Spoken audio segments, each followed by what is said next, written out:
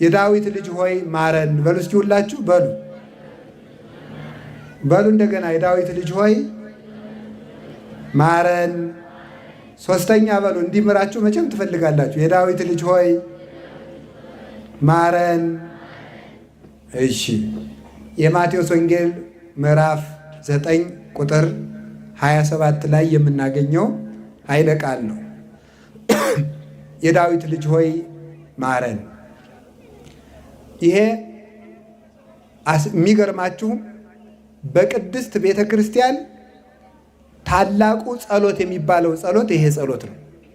በቅድስት ቤተ ክርስቲያን በጣም ግዳጅ የሚፈጽም አጋንንትን የሚያንቀጠቅጥ ልቡናን የሚገዛ ከኃጢአት ሰንኮፍ ፈልቅቆ የሚያወጣ ጸሎት ይህ ጸሎት ነው።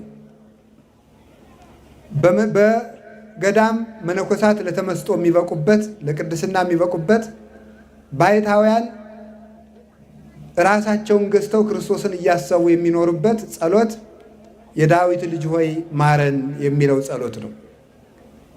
የሰው ልጅ ነፍስና ስጋውን በተጣሉበት ጊዜ ለማስታረቅ የሚችልበት ጸሎትም ይህ ጸሎት ነው ይባላል እና በስነ መለኮት ትምህርት በተለይ ስለ ጸሎት በሚሰጥ ትምህርት ውስጥ ዋናው ጸሎት ይህ ነው።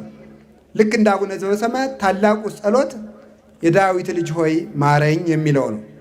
ማረን የሚለው ይህንን ቃል የተናገሩት ሁለት ሰዎች ናቸው። ጌታችን መድኃኒታችን ኢየሱስ ክርስቶስ አንድ መቶ አለቃ ነበርና የመቶ አለቃውን ልጅ አርፋበት ያችን ካስነሳ በኋላ የታመመችውን ከፈወሰ በኋላ አልፎ ወጥቶ ሲሄድ በመንገድ ላይ ዕድሜ ዘመናቸውን ሁሉ ዓይናቸው ታውሮ የሚኖሩ ሁለት ዕውራን ነበሩ። እነዚህ ዕውራን ጌታችን መድኃኒታችን ኢየሱስ ክርስቶስ በዚያ እያለፈ እንደሆነ ሰዎች በነገሯቸው ጊዜ የዳዊት ልጅ ሆይ ማረን እያሉ ማልቀስ ጀመሩ። ጌታችን መድኃኒታችን ኢየሱስ ክርስቶስ ይሄዳል። እነሱ ደግሞ እየደጋገሙ የዳዊት ልጅ ሆይ ማረን ይላሉ። እሱ ደግሞ ይሄዳል፣ የዳዊት ልጅ ሆይ ማረን ይላሉ። ሰዎች ደግሞ ዝም በሉ ይላቸዋል። ዝም በሉ እየሄደ ስለሆነ መንገዱን አታደናቅፉ፣ እነዚህ ደግሞ ምንድን ናቸው ይላቸዋል። እነሱ ዝም ብለው የዳዊት ልጅ ሆይ ማረን ይላሉ። ኋላ ጌታችን መድኃኒታችን ኢየሱስ ክርስቶስ መንገድ ላይ ቆመላቸው። ደጋግመው ከመጥራታቸው የተነሳ ካለመሰልቸታቸው የተነሳ ሰዎች በሚነግሯቸው ንግግርም አፍረው ባለመመለሳቸው የተነሳ ጸንተው ስለጠሩት ባለበት ቦታ ላይ ቆሞ ቆያቸው። ቆሞ ሲቆያቸው ቤት ውስጥ እስኪገባ ድረስ ቆየ። ቤት ውስጥ ሲገባ አብረውት ገቡ። ቤት ውስጥ ከገቡ በኋላ እንዲህ የሚል ጥያቄ ጠየቃቸው። ምን እንዳደርግላችሁ ትሻላችሁ አላቸው። አቤቱ እንድናይ እንፈልጋለን፣ እንድናይ እንሻለን ብለው ጠየቁት። እርሱም ምን አላቸው? ይህንን ማድረግ እንዲቻለኝ ታምናላችሁን አላቸው። ይህንን ማድረግ እንዲቻለኝ ታምናላችሁን አላቸው። አዎን እናምናለን አሉት። ያን ጊዜ ዓይናቸውን አበራላቸው። እነዚህ ሰዎች በጣም አስደናቂ እምነት ያላቸው ሰዎች ናቸው። ሲያድን ያላዩትን ሲፈውስ ያላዩትን ጌታ ማረን ብለው መጸለይ፣ ሂዷል እየተባሉ መጸለይ፣ ሰዎች ዝም በሉ እያሏቸው መጸለይ። አራተኛ ደግሞ በጣም የሚያስደንቀው ስጋዊ ችግራቸውን አስቀድመው ሳይጠይቁ መንፈሳዊ ችግራቸውን አስቀድመው መጠየቃቸው ነው። መንፈሳዊ ችግራቸው ምንድን ነው? ኃጢአት ነው። ዋናው ችግራቸው በጊዜው ዓይን ነበረ። ዓይን ስጠን ነበር፣ ጸሎት መሆን የለበትም። የዳዊት ልጅ ሆይ ዓይናችን አብራልን አይደለም ያሉት፣ የዳዊት ልጅ ሆይ ማረን ነው ያሉት። ስትምረን ዓይናችንም ታበራዋለህ። ዓይናችን እንዲጠፋ የሆነበትን ኃጢአት መጀመሪያ ይቅርታ ስጥ፣ ይቅርታውን ከሰጠህን ፈውሱንም ትሰጠናለህ በማለት መንፈሳዊ ጥያቄያቸውን ጠየቁ። ጌታችን መድኃኒታችን ኢየሱስ ክርስቶስም መለሰላቸው፣ ይህንን ማድረግ እንዲቻለኝ ታምናላችሁን አላቸው። ለምን ይጠይቃቸዋል? ዓይንን ማረን እያሉት ምን ትፈልጋላችሁ? እንድናይ።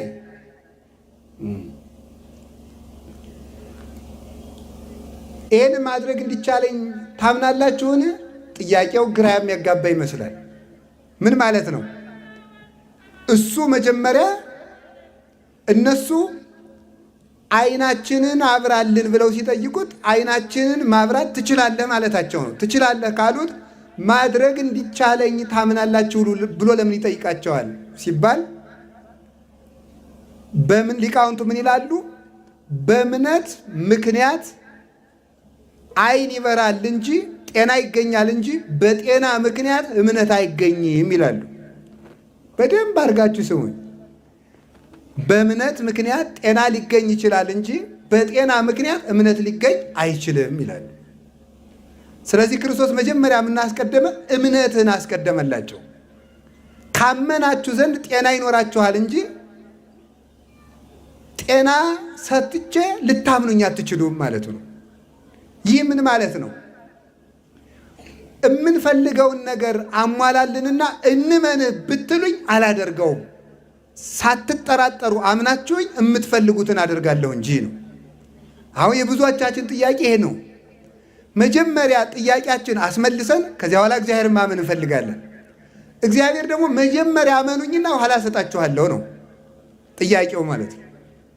መጀመሪያ አመኑኝና ኋላ እሰጣችኋለሁ፣ ስጠንና እንመንህ፣ ይሄ ነው ማለት ነው። ያለዚያ አላምንህም ማለት እኮ ነው። አረጋግጬ ነው ማምንህ። ምናልባት የማትችል ልትሆን ትችላለህ፣ የማትሰጥ ልትሆን ትችላለህ፣ የማታደርግ ልትሆን ትችላለህ ነው።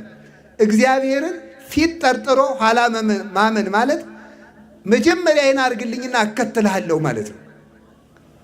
ማመን ይቀድማል፣ ማየት ይከተላል። በዚህ ዘመን ደግሞ ምን እየተደረገ ነው? ማየት ይቀድማል፣ ማመን ይከተላል።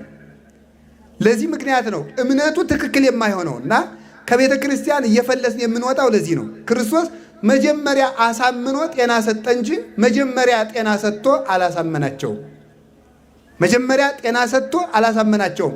መጀመሪያ አሳምኖ ጤና ሰጣቸው እንጂ። አምነው የተከተሉትን እንጀራ አበረከተላቸው እንጂ እንጀራ አበርክቶ ሰዎችን አላስከተለም። ይሄ ነው። እንዲያውም ለቅዱሳን ሐዋርያት ጤና አልሰጣቸውም። በወንጌል ከተጻፈው ሕግ ከተጻፈልን ታሪክ ሁሉ ክርስቶስ ለተማሪዎቹ ጤና ሰጠ ተብሎ አልተጻፈም። ወይም ለጴጥሮስ እንዲህ ያለ ጤናነት ሰጠው፣ ወይም ለዮሐንስ ሰጠው፣ ወይም ለቶማስ ሰጠው ተብሎ አልተጻፈም። ሃይማኖት ከጤንነት ሁሉ በላይ ስለሆነ ሐዋርያትን የእናንተ ዓላማችሁ ጤና አይደለም እኔን ማግኘት እንጂ ጤና ማግኘት ፍርፋሪ ነው ሲላቸው ነው። ዋናው ነገር እኔን ማግኘት ነው። እኔን ካገኛችሁ ጤና ቁም ነገራችሁ አይደለም፣ እኔን ማግኘት ላይ ትኩረት አድርጉ እያላቸው ነበረ። ጌታችን መድኃኒታችን ኢየሱስ ክርስቶስ እንጀራ አበርክቶ ሕዝቡን ከመገበ በኋላ ሕዝቡን ሲያሰናብት ሐዋርያትን ምንድን ነው ያደረጋቸው? ወደዚያ ማዶ ተሻግራችሁ ቆዩኝ ነው ያላቸው። የዮሐንስ ወንጌል የማቴዎስ ወንጌል ምዕራፍ 14 ቁጥር 22 ላይ ስትመለከቱ ማዶ ተሻግራችሁ ቆዩኝ የሚል ትእዛዝ አዟቸዋል። ይህ ምን ማለት ነው? ማዶ ተሻግራችሁ ቆዩኝ የሚላቸው ለምንድን ነው? ሕዝቡን አብልቶ አሰናበተ። ሐዋርያትን ግን ማዶ ተሻግራችሁ ቆዩኝ አላቸው። ምን ማለቱ ነው? የእናንተ እኔን የመከተል ዋጋ፣ የእናንተ እኔን የማመን ዋጋ እንጀራ አይደለም። የእናንተ ያኛውን ዓለም ተሻግራችሁ የሚሰጥ ዋጋ ያላችሁ ከፍ ላለ ተስፋ ያጨኋችሁ ናችሁ ሲላቸው ነው። ስለዚህ እናንተ በልታችሁ የምትሰናበቱ እንጀራ ለቅማችሁ የምትመለሱ አይደላችሁም። እናንተ ለሰማይ ተስፋ የታጫችሁ ናችሁና ወደዚያኛው ማዶ ልባችሁን አሻግሩት። ዘላይሉ ህሱ ወአኮ ዘበምድር ይላል ቅዱስ ጳውሎስ። የላዩን ሹ የላይኛውን ፈልጉ የምድሩን አይደለም። ስለዚህ ለሐዋርያት ጤና ዓላማቸው እንዳይሆን አደረገ። እንጀራ ዓላማቸው እንዳይሆን አደረገ። በሌላ ጊዜስ ምን አደረጋቸው? ደግሞ ገንዘብ ዓላማቸው እንዳይሆን ደግሞ ምን አደረጋቸው? ኢትንስኡ ኢታጥርዩ ወርቀ ወብሩረ ማቴዎስ ምዕራፍ 10 ላይ ወይም መስነቅተ የስንቅ አቅማዳ አትያዙ፣ ወርቅና ብርም አትያዙ፣ ኢ በትረ ውሻ የምትከለክሉበት አውሬ የምታባረሩበት በትርም አትያዙ፣ ወይ አሳይነ ጫማም አትያዙ አላቸው። ተመልከቱ። ለምንድን ነው እንደዚህ ያላቸው? ደግሞ የወርቁን ጌታ ፈልጋችሁ ከወጣችሁ ወርቅን ዓላማ አድርጋችሁ ሃይማኖት ሊኖራችሁ አይገባም። እኔን ዓላማ አድርጋችሁ ውጡና ዓለሙን ትገዙታላችሁ እንጂ ወርቅን ዓላማ አድርጋችሁ ወጥታችሁ እኔን መከተል አትችሉም። እኔን ስለተከተላችሁ ወርቅ ልታገኙ ትችላላችሁ እንጂ ወርቅ ፈልጋችሁ ስለተከተላችሁኝ ግን ወርቅ ልታገኙ አትችሉም። የክርስትና ቀመር ማለት ይሄ ነው። ይሰማችኋል አይደል? እንደምትሰሙኝ እርግጠኛ ነኝ። እኔን ክርስቶስ ያለን ነው። እኔን ፈልጋችሁ ስለመጣችሁ ወርቅ ልታገኙ ትችላላችሁ። እኔን የተከተላችሁኝ ግን ወርቅ እንድታገኙ ከሆነ ግን አታገኙም ነው የሚለው። ስለዚህ ዮሐንስ አፈወርቅ ምን ይላል? አይ የወርቁ ጌታ ከእናንተ ጋር እያለው ወርቅ ለምናችሁ? የጫማው ፈጣሪ አብሬያችሁ እያለው ጫማ ለምናችሁ? እንጨትን የፈጠርኩት አምላክ ከእናንተ ጋር እያለው ውሻ የምትከለክሉበት በትር ለምናችሁ? ስለዚህ አንዲት ቅል ቋንቁራ ሳያንጠለጥሉ ክርስቶስን ገንዘብ አድርገው ወጡ። ክርስቶስን እንጀራ አድርገው ወጡ። ክርስቶስን ጤና አድርገው ወጡ። ክርስቶስን ኃይል አድርገው ወጡ። እንዲያውም በጣም የሚያስደንቃችሁ በትር ሰይፍ አይደለም፣ በትር አትያዙ አላቸው። ኃይላችሁ እኔ ነኝ ሲላቸው፣ ዳግመኛም ደግሞ የክርስቲያን ሃይማኖት በሰይፍና በዱላ በጦር የተስፋፋ ሃይማኖት ነው እንዳይባል በትር እንኳን እንዳትይዙ አላቸው። በኃይለ መንፈስ ቅዱስ የሰፋ ሃይማኖት እንጂ በመግደል የሰፋ ሃይማኖት አይደለም ሲላቸው ነው። በትር እንዳትይዙ አላቸው።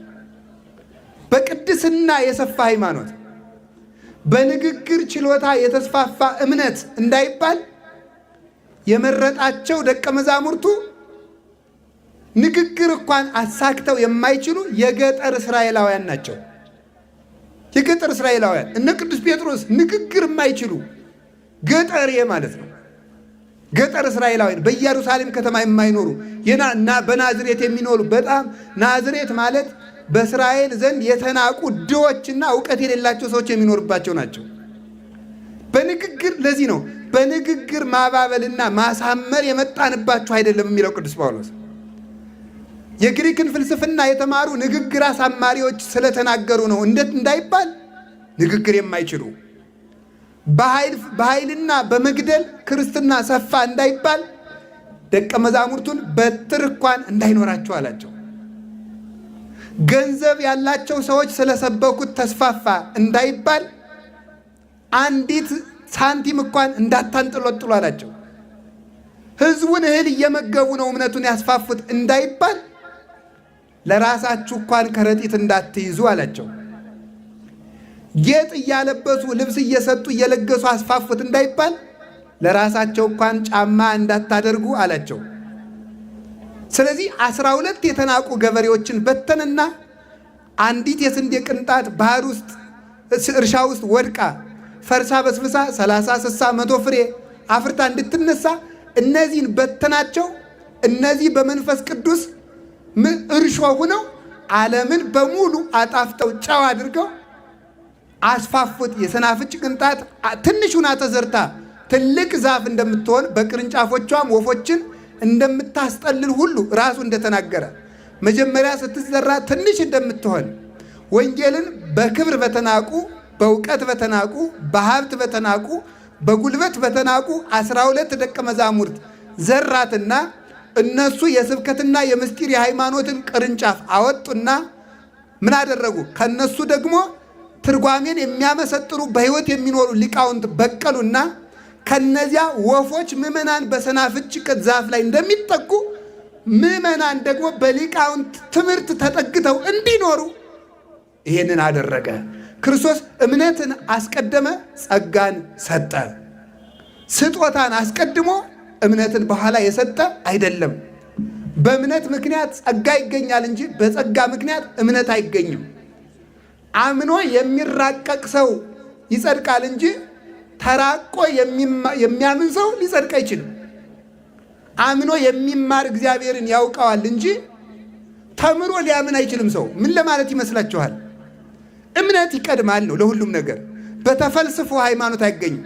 ሀለዎ ያስተርኢ ጽድቅ ለፍቁራኒሁ ወለእኩያነ ህሊናሰ ይትሐባ እምኔሆሙ ይላል ቅዱስ ቄርሎስ ሲናገር። ጽድቅ ለወዳጆቹ አምነው ለሚከተሉት ይገለጣል። ልባቸው ጠማማ ለሆኑ ሰዎች ግን ጽድቅ ተሰውሮባቸው ይኖራል ይላል። ለዚህ ነው እነዚህን ዕውራን ጌታችን መድኃኒታችን ኢየሱስ ክርስቶስ ይህንን ማድረግ እንዲቻለኝ ታምናላችሁን ያላቸው። ጤና አግኝቼ አሁን በዚህ ሰው እንደዚህ ነው። ምን ሆነ ነው ሲባል ጤና ይስጠኝና አምናለሁ፣ እስቲ ታምር አድርጉልኝና አምናለሁ፣ ፈውሱኝና አምናለሁ፣ እንጀራ ስጡኝና አምናለሁ፣ ጤና ስጡኝና አምናለሁ ቢል ሂድ ነው የሚል። እንጀራ ፈልገ መጣል እንጂ እኔን ፈልገ ስላልመጣ አልሰጥም ብሎ ክርስቶስ ይመልሰዋል። እንዲህ ያለን ሰው ማለት። ስለዚህ ከክርስቶስ ስለምናገኘው ነገር ሳይሆን ክርስቶስን ራሱን ፈልገን መውጣት በእምነት ሊያጸናን ይቻለዋል። እንድንጸና የቅዱሳን አምላክ በቸርነቱ ይርዳል።